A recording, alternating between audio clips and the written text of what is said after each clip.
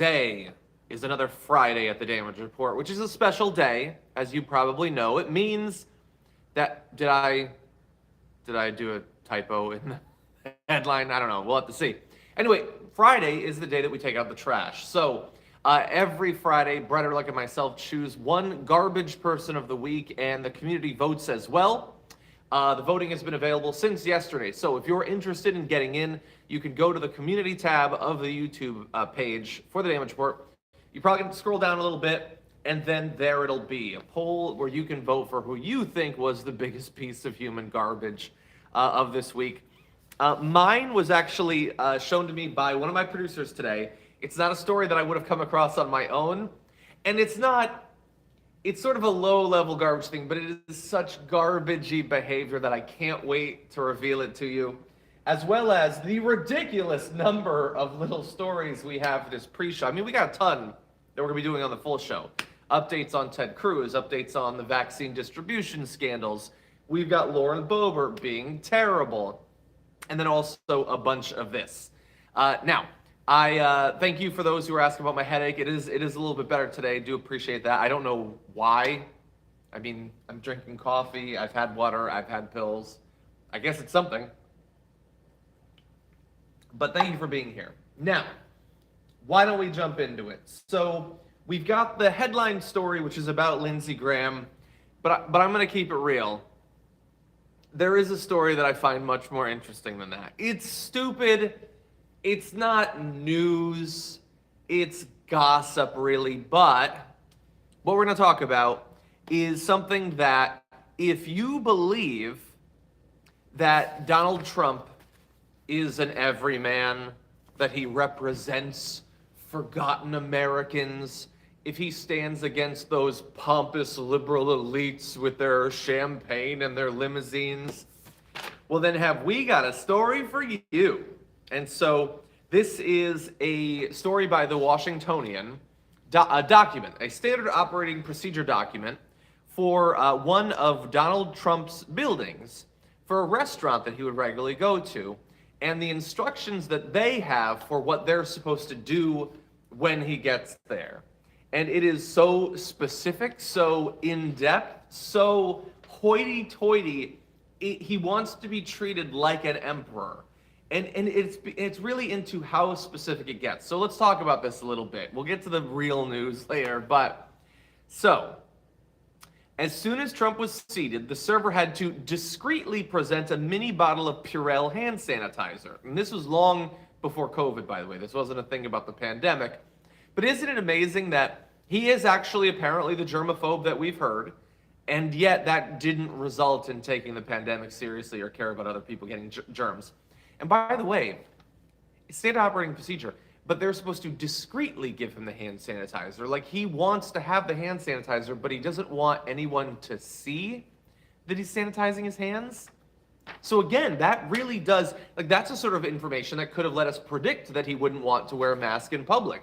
Like, he wants to be protected. He's worried about germs, but he's worried that using hand sanitizer will make him look weak. Anyway, after that, next, cue the dialogue. Quote, "Good time of day, Mr. President. Would you like your Diet Coke with or without ice?" The server was instructed to recite. A polished tray with chilled bottles and highball glasses was already prepared for either response. Directions for pouring the soda were detailed in a process no fewer than 7 steps long and illustrated with 4 different photo exhibits. The beverage had to be opened in front of the commander-in-chief, never beforehand. The server had to hold a long neck bottle opener by the lower third of the handle in one hand, and the Diet Coke also by the lower third in the other. Once poured, the drink had to be placed at the president's right-hand side. Repeat until POTUS departs. And Jesus Christ, you prissy bitch, Jesus. He speaks for the everyman. He's not one of those liberal elites. He's not one of those rich, disconnected people. He just needs you to function like a human flesh bag robot and do it exactly the same way, and ask him about his Diet Coke and put it down. Because if you put it on his left side, he physically couldn't drink it. It would be impossible. If it's not placed exactly where it needs to be, there's no chance he's going to be able to pour it down his gullet, presumably. And it had, like, on, Trump fans, pay attention. This guy is nothing like you. He wants nothing to do with you. Not even like some rando rural conservative. Servers at his upscale restaurants have to be very carefully trained to not send him into a rage. That is how disconnected, how elitist he actually is. Now, there's more. Trump always had the same thing: shrimp cocktail, well-done steak, and fries, plus sometimes apple pie or chocolate cake for dessert. Popovers, make it a double for the president, had to be served within 2 minutes, and the shrimp immediately. When he sits down, you put shrimp in front of him, or else there's going to be trouble. The manual instructed the server to open mini glass bottles of Heinz ketchup in front of him, taking care to ensure that he could hear the seal make the pop sound. And again, in real human modern life, this is as particular and tight and weird as you can be about these sorts of things. This, though, is really just Trump here. It's not the specific stuff, it's the weird, petulant, childish jealousy stuff. Trump never returned a plate, but if he was disappointed, you can bet the complaint would travel down the ranks, like the time the president questioned why his dining companion had a bigger steak than him. The restaurant already special ordered supersized shrimp just for him and no one else. Next time they would make bigger steaks. The chef said it was the same steak. Both were well done. Maybe it was a half ounce bigger or something, I don't know. The chef had always prepared a bone-in ribeye or filet for Trump. After Steakgate, he switched to a 40-ounce tomahawk so that Trump would never have to worry about someone else having a bigger steak than him. Maybe this is what all rich people are like. I don't know. I don't know a lot of rich people. I don't go to these fancy restaurants. I don't know if this is how they expect to be treated. It's probably on a continuum. They're probably closer to this than they are to us regular people, but he goes to this place where they make sure that he hears the fresh pop of Heinz ketchup. Like it's a Lamborghini or something, and he wants the new car smell. It's fucking ketchup, you weirdo. But even then, how dare you give someone else a steak that might be slightly smaller? But it's not even just that it infuriates him that their steak is bigger. It's that he's looking to see if their steak is bigger. When he goes to this fancy place and immediately shoves bread down his throat, shrimp down his throat, massive steak down his throat, no, I want more than him. However big his is mine bigger. And like I said, sure, this is just gossip. It's not news, but it does really tell you who he is. And I understand that you probably think we don't need to know it. We already know this stuff. I get it. I agree. But there's a lot of Americans who really need to internalize that this is who he is. He's not a guy that you want to have a beer with because he would literally never have a beer with you. He might never have a beer, but he certainly isn't going to have one with you. And if the country realized that, like, sure, Trump is the worst in this regard, but this is what the politicians are like, virtually all of them. They go to these fancy dinners for more expensive than our monthly meal budget. Everything is exactly the way they want. Every flight is first class. Everything is so disconnected and perfected for them that, like, it's not just that Trump isn't this everyman that you've imagined him to be. The next one isn't going to be either. Hillary Clinton doesn't want to hang out with us, like Bill Clinton didn't. Obama isn't hanging out with, like, that's not actually how it works. Bernie doesn't want to have dinner with me. Like, we really have to realize that these people, some are a little bit better at, saying that they're still regular people or whatever. Biden rode the train, I guess. But they are still very different people. And these cults of personality, a lot of them rest on the idea that this is someone who's really like me. And they're not, man. They're not. Unless you do shit like that with your Heinz ketchup and your Diet Cokes. And I really hope that you don't. Anyway, Jim Chilton says, Stig Dragon racing the Perseverance on Mars. Yes to the Perseverance. Awesome. Yeah, my prescription probably is off. I'm going to have my things updated. Joe Will says, Don Jr.'s dumb self thinks Texas's governor is a Democrat, and the tweet is still up 18 hours later. He's a garbage person for you, but I'm not going to be talking about him. Darius, welcome to Tier 1 membership. Giving you access to the emojis, including the garbage people emoji, for a little bit later on when we go into the full show. D-Rocky says, morning, John. Just wondering if you heard about the 2-minute propaganda film Trump played for the crowd just minutes before they stormed the Capitol on January 6th. Amanpour and Co. covered it. No, I'm not familiar with that. Was that earlier today? I'm going to have to look up for that. Thank you. Deb says, can I please be Toronto Dragon? You may. And with that, let's talk about a few other quick bits of news. One is that the U.S. has officially returned to the Paris Climate Pact. That is certainly good news. It's mostly a symbolic thing. The actual action, domestic policy, international agreements that make actual, verifiable, confirmable restrictions on carbon emissions and things like that. That's what actually matters. But this is still good. It shows the U.S., at least in theory, does care about these issues. So I'm glad for that. Really fast so I don't forget 2 things. One, we are going to be talking more about Ted Cruz because fuck him. But also, while Ted Cruz was dealing with all of this and doing absolutely nothing for the people of Texas, AOC raised $1 million for the people of Texas who are suffering, which is just awesome. She's just a representative. Texas is the actual, Cruz is the actual senator of Texas. Imagine, what if he had tried to raise money for people instead of going to Cancun? He might have actually really been able to help people. But to do that, you'd have to give a damn about them. And that was going to be a major obstacle. On Fox News, Chris Wallace was talking about the first few weeks of Joe Biden's administration, and he had this to say about Biden. I like that he hasn't let himself be pushed around.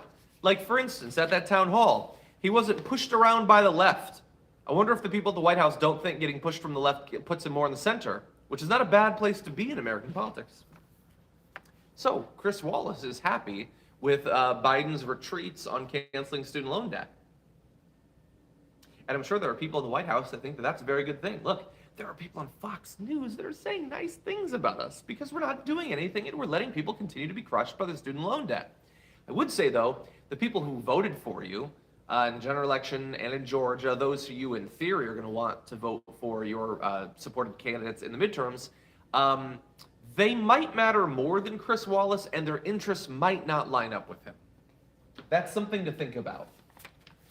Also, 2 related stories. So one is, that dozens of lawsuits or dozens of criminal cases are proceeding around the country for people who were involved in the Capitol attack. And there have been a few different defenses that they've used. Some are saying that Trump invited me. That's why I thought I could do it. Some aren't specifically talking about Trump, but they are basically saying that we were just let in. I mean, how could I know that it was illegal? The cops took down the barricades, or the barricades were already off by the time I got there, so I just walked in. Nobody told me I couldn't be there. Now, obviously, this is a horrible defense. First of all, ignorance of the law is not a defense for the most part in criminal cases when you break the law. Secondly, it is going to be very difficult to convince judges that you had no idea anything bad was happening when you were in those crowds. I mean, sure, you might not have been in the front line, but you can see the chaos and the pepper spray and the shattered glass and all of that. I don't think that's going to be a great defense. It also, though, might not be great for some of the cops because, look, there were certainly heroic cops. There were. Officer Goodman and all that. There were other cops like the selfie cop who thought, this is a fun crowd. I'm going to hang out with this crowd. It's going to be cool. But it wasn't cool because they were killing people and they were breaking stuff. They were breaking the law. And so now that cop and others have been suspended and are being investigated for their roles. So that footage of barriers being taken down and all of that, ones where they don't seem to be resisting the people attacking, we've been wondering if that's going to result in any consequences. It probably still won't because the cops investigating doesn't mean anything is going to be done, but it at least opens up the possibility. So that is certainly good news. Thank you for the headache advice, by the way, people. Right now, I'm just happy that it's not great. See, Nikki says AOC would definitely hang with us. I think AOC is certainly new. She's far younger. She was working class. That makes it more likely. We will see in 20 years. I hope that she stays awesome. But, when she's serving her third term in the Senate after defeating Chuck Schumer, or she's running for re-election, I don't think she's going to be hanging out with us. We'll see. We'll see. I mean, we want her to come back on the show. We can't even get that after having her back on during the primary. Now, that's not going to drive me insane, cause me to oppose or anything.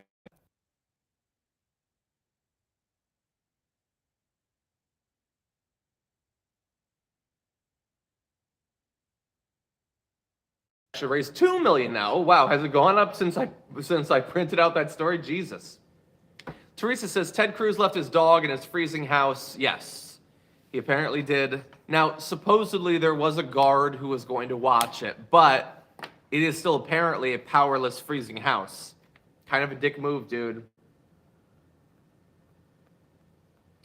Eric says AOC is at $2 million raised and is headed to Houston today. I didn't know that she was going to Houston. Thank you for letting me know that.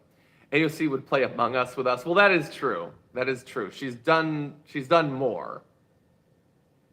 But we'll see. We'll see. Anyway, let's move now, because there's not much more time, to the headline story. The headline story is that Lindsey Graham, who spent the 2016 primary being viciously opposed to Donald Trump, as soon as that was done, became his biggest defender, and that has lasted now for a number of years. Now apparently seems to think that he's going to be the one that is going to rein Trump in. And if Trump gets word that that is his goal, it is going to go even worse for him than it probably will no matter what. But Lindsey Graham is apparently headed to Mar-a-Lago to have a meeting with Trump. He's going to play golf with him, but mainly he's there to talk about the feud with Mitch McConnell and the path forward. So he doesn't want Trump to be focusing his time and energy and attention on attacking Mitch McConnell. Got bad news for you, Lindsey Graham. Trump loves this stuff, and he feels that Mitch attacked him. So like a little child, he is going to laser focus on this thing. So, and honestly, in the short term, if Lindsey Graham's fear seems to be that Trump is going to hurt the Republican Party, and especially is going to hurt their chances of re-winning the majority in 2022, Trump being invested in a personal feud against Mitch McConnell is a waste of time, sure, and might hurt Mitch McConnell, but there are far worse things Trump can do to the Republican Party. I wonder if maybe Lindsey Graham should just step back, from his point of view, pragmatically, from his point of view, should just step back and let him go at Mitch McConnell. Because if Donald Trump isn't doing that, if he's freed up mentally to think about what he wants to do, well, what he seems to want to do is create his own party and start running candidates or run himself, which would be, I think we can all agree, far more damaging to the Republican Party. Now, what would be best for the Republican Party from their point of view is for Trump to rise above himself and become someone he's never been, and to really try to help the Republicans to win, actually raising money for them, not for himself, not just in their name and then he takes the money, but actually doing it, trying to get people excited about candidates. That's what Lindsey Graham seems to want. How likely is that? How likely is that? I think damage control is the name of the game. And even there, it really is damage limitation or damage diversion. I don't think you're going to get Trump into a place where he is working to help the Republican Party unless it is around him exclusively. And even then, it doesn't mean that he's going to pragmatically pursue a political strategy that will actually work for them. It just means that at least then he won't be trying to kneecap them. But then you are still just as captive to him and his form of the party as you were before. They've set themselves up through their choices, the Republicans. Both Trump and non-Trump Republicans have made a number of choices over the past few years that have left them with very little good territory to fight on. But that doesn't mean that just capitulating to Trump forever, just because in the short term it'll limit some of the damage, is necessarily the best choice, because that just puts off the eventual split, which is going to happen. I mean, maybe it'll be a few years from now and Trump will, die or something. It's still going to be a split. At least then he can't attack you. Although Q will probably pretend to be Trump at that point, and so Trump will still be around even though after he's gone. I don't know. I get that Lindsey Graham is trying to do what he thinks is best for what he thinks the Republican Party should be. And all of this is, they're all abhorrent. And I don't give a shit about any form of the party that they want it to be. But I'm trying to understand what their plans are and what might happen. I just think that this is another shitty choice being layered on other shitty choices. And I don't think it's going to work out the way Lindsey Graham wants. Okay, let's see. Gavin, welcome to Tier 2 membership. Enjoy the top 10 lists, including earlier this week when we talked about 10 reasons why 10 things that Trump should have been impeached and convicted for that he was not. Sierra says, John, I think you were carrying stress on your shoulders. No wonder on what all you have to report. Stretch when you go to bed and when you wake up. That's a good idea. I should do that. I stretch on Saturdays, but that's probably not enough. Raylan says, John, don't be ableist. Maybe Trump can turn left like Zoolander. Can't turn left like Zoolander. Is that a thing? I can't make it through Zoolander. And by the way, guys, if there are things that you want me to talk about, feel free to suggest them. Don't say don't talk about X. First of all, no, that's not how it works. I'm not here taking talking points and then just delivering what someone wants me to say. I talk about what I think is important and what I care about. If I'm talking about it, it's because I think that it's worth talking about. You can try to convince me it's not, but it's probably a waste of time. I'm doing this because I think these are things that are important. John says, greetings from Norway. I had my appendix removed last week, and the super chat is just about as much as the 2 days in the hospital cost me. Yay, socialism. Thank you for sticking it to us there. I'm glad that you made it through financially and medically well. Okay, Gavin says, thanks for everything you do, boss man. Also, is Deathcore Dragon taken yet? It is not, but it looks awesome. That's a cool name. Dr. Zach, welcome to Tier 1 membership. Enjoy those emojis. Shitterbug says, I'm originally from SC and retired from the military. Lindsey Graham is more poisonous than a knot of mating water moccasins on steroids. That sounds terrifying, by the way. Okay, now anyway, we have still got a lot more for you because this was just the pre-show. The full show is coming up. Brett Ehrlich is going to be joining me. We're going to be going through updates on student loan debt cancellation, vaccine distribution scandals, as well as Ted Cruz and Texas and all of that. Later on, we've got Lauren Boebert, and we've also got our garbage people of the week. So go vote on the community page if you haven't already. And oh, I get what you guys are talking about. I will check the title. I forget exactly what I put. But anyway, thank you everybody for joining me. I will see you on the full show in just a little bit.